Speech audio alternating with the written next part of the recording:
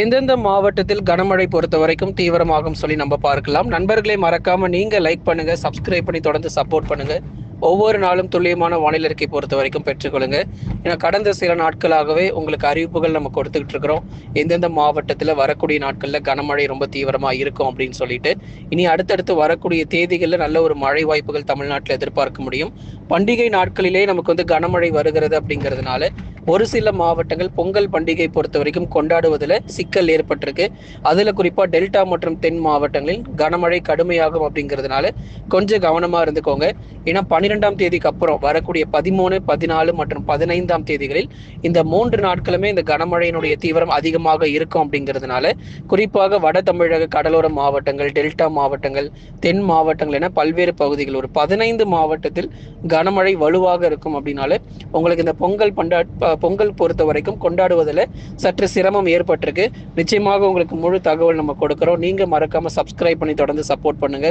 முதலாவதாக நம்ம பார்க்க போறது டெல்டா மாவட்டங்கள். ஏன்னா இந்த டெல்டா மாவட்டத்தில் எப்பொழுது முதல் கனமழை அப்படிங்கிறதையும் கண்டிப்பா நம்ம பார்க்கலாம். நாகை, தஞ்சை, திருவாரூர், அரியலூர், பெரம்பலூர், திருச்சி மற்றும் புதுக்கோட்டை உள்ளிட்ட மாவட்டத்தில் ஜனவரி 13 முதல் 17 வரைக்கும் பரவலாக கனமழையானது அதிகரிக்கும். அதுல ஒரு சில பகுதிகள் நாகப்பட்டினம் போன்ற இடங்களில் கன முதல் மிக கனமழையும் கண்டிப்பாக நம்ம எதிர்பார்க்கலாம். ஏன்னா நாகப்பட்டினம், தஞ்சாவூர், திருவாரூர் போன்ற மாவட்டத்தில் பரவலாக மழையினுடைய தீவிரமும் அதிகரித்து காணப்படும். அதை தொடர்ந்து தென் மாவட்டத்தில் இருக்கக்கூடிய பகுதிகள், தென் மாவட்டத்திலுமே கடலோர பகுதிகளில் கனமழை வலுவாக இருக்கும். ராமநாதபுரம் மாவட்டங்கள், ராமநாதபுரம், தூத்துக்குடி மற்றும் திருநெல்வேலியிலும் பரவலாக கனமழை பொறுத்த வரைக்கும் ஜனவரி 13 ஆரம்பிச்சு ஜனவரி 17 வரைக்கும் தீவிரமான மழை பொழிவு அப்படிங்கிறதையும் உறுதியாக நம்ம எதிர்பார்க்க முடியும். ஆகவே டெல்டா மற்றும் தென் மாவட்டத்தில் பல்வேறு பகுதிகளில் பரவலாக கனமழை பொறுத்த வரைக்கும் தீவிரமாக எதிர்பார்க்கலாம். இந்த 2 பகுதிகள் தான் வலுவான கனமழை இருக்குமே தவிர மற்றபடி மற்ற மாவட்டத்தில் மிக தீவிரமான மழை வாய்ப்புகள் கிடையாது.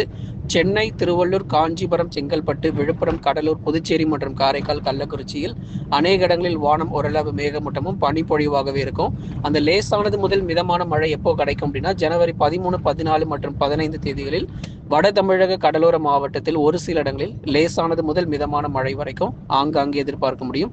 சில இடங்களில் தற்போது வரைக்கும், அதாவது ஜனவரி 11ஆம் தேதிகள் வரைக்கும் பனிப்பொழிவு ரொம்ப அதிகமாக இருக்கும். ஏன்னா பனிப்பொழிவு வந்து இப்போதைக்கு குறைய வாய்ப்பில்லை. மழை வரும்பொழுது பனிப்பொழிவு சற்று குறைந்து மறுபடியும் இந்த பிப்ரவரி மாதங்களில் கனமழையும் கண்டிப்பாக அதிகரிக்கும். ஆகவே வட தமிழக கடலோர மாவட்டத்தில் லேசானது முதல் மிதமான மழை மட்டும் எதிர்பாருங்க. அதுக்கப்புறமா நிறைய பேர் வந்து உள் மாவட்டங்களிலும் நல்ல ஒரு மழை வரணும், ஏன்னா செங்கல் புயல் போனதுக்கு அப்புறம் எங்களுக்கு மழை சரியா வரவே இல்லை அப்படின்னு சொல்லியிருந்தீங்க. குறிப்பாக எங்கெங்க அப்படின்னா வேலூர், திருப்பத்தூர், ராணிப்பேட்டை, திருவண்ணாமலை, சேலம், நாமக்கல், கரூர், திருப்பூர், ஈரோடு போன்ற பல்வேறு பகுதிகள் வட தமிழக உள் மாவட்டங்களில் பல இடங்களிலும் எங்களுக்கு மழை சரியாக வரல. கடைசியாக இந்த செங்கல் புயலில் மட்டும் 40 சென்டிமீட்டர், 50 சென்டிமீட்டர், சில இடங்களில் 30 சென்டிமீட்டர் மழை பதிவாகிட்டு அதுக்கப்புறம் மழையே வராமல் இருக்கு. இப்படி மழை வந்தால் என்ன பண்ணுறது அப்படின்னு சொல்லி கேட்டுட்டு இருந்தீங்க. ஏன்னா உள் மாவட்டங்கள் பொறுத்த வரைக்கும் அடுத்து வரக்கூடிய நாட்களில் பகுதியாகவே லேசானது முதல் மிதமான மழை கிடைக்குமே தவிர கனமழை தீவிரம் ஆகாது. ஏன்னா இப்போ அடுத்து வரக்கூடியது தென்மேற்கு பருவமழையில மட்டும்தான் இப்போ நம்ம மேற்கு தொடர்ச்சி ஆகட்டும், உள் மாவட்டங்களாகட்டும் அதிக அளவு நமக்கு மழை வாய்ப்புகள் எதிர்பார்க்க முடியும். அது வரைக்கும் மிதமான மழை மட்டும்தான் பகுதியாக பதிவாகும். இந்த வருஷம் கோடை காலங்களிலும் வெப்பசலன இடிமழை அதிகமாகவே இருக்கு. உள் மாவட்டத்தில் நிறைய மேகக்கூட்டங்கள் உருவாகி பரவலாக கனமழை பொறுத்த வரைக்கும் தொடர்ந்து நிச்சயமாக நமக்கு நீடிக்க போகுது நண்பர்களே. அடுத்ததாக மேற்கு தொடர்ச்சி மலையொட்டிய மாவட்டங்கள் நீலகிரி, கோயம்புத்தூர், தேனி மற்றும் தென்காசியில் ஒரு சில இடங்களில் பரவலாக விட்டு விட்டு அவ்வப்போது லேசானது முதல் மிதமான மழை கிடைக்கும். பெரும்பாலான பகுதிகளில் வானம் ஓரளவு மேகமூட்டமும் பனிப்பொழிவு ரொம்ப தீவிரமாக காணப்படும். ஆகவே இந்த சுற்றும் மழை பொறுத்த வரைக்கும் டெல்டா மற்றும் தென் மாவட்டங்களில் மட்டும் அதிகமாக எதிர்பாருங்க. மற்றபடி மற்ற மாவட்டங்களில் வானம் ஓரளவு மேகமூட்டமாகவே காணப்படும். நீங்க மறக்காம லைக் பண்ணுங்க, சப்ஸ்கிரைப் பண்ணி தொடர்ந்து சப்போர்ட் பண்ணுங்க.